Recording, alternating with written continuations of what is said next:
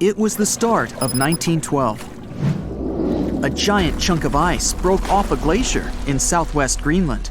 The ice was made up of snow that had fallen thousands of years before the event, perhaps as far back as when mammoths still roamed the earth. The iceberg started its journey. It was a huge thing, more than 1,700 feet long and weighing over 75 million tons. It was also a very peaceful chunk of ice. It steered clear of ships and busy transport routes. And then, it somehow floated much further south than other bergs did. Our iceberg was lucky. Others melt long before they get to these low latitudes. Out of up to 30,000 icebergs that drift away from Greenland's glaciers, only 1% ever make it all the way to the Atlantic. Even after melting into the water for months, this massive block of ice was still almost twice as heavy as the Golden Gate Bridge. The iceberg's top part was towering 10 stories over the ocean surface. Several days before our iceberg made it to the Atlantic Ocean, a magnificent ship left port. It was a luxury liner carrying more than 3,000 passengers and crew members. At that time, it was the largest ship ever built. It was the Titanic.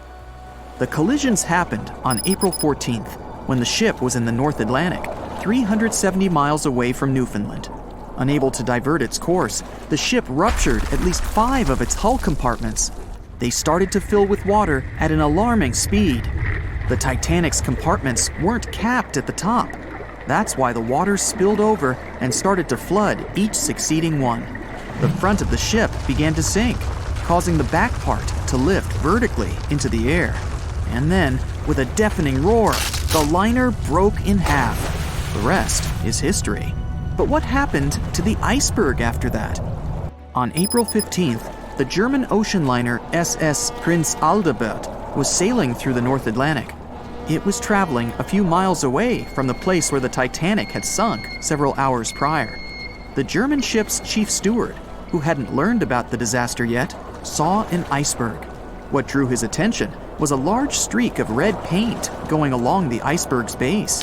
Surprised, the man took a photo of his discovery. He thought the paint meant a ship had hit the iceberg within the past 12 hours.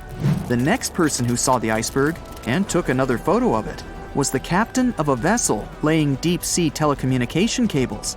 The ship was sent to help in the area where the Titanic had sunk. The captain later claimed the iceberg he'd seen had been the only one in that area, plus the red paint. It wasn't difficult to connect the dots.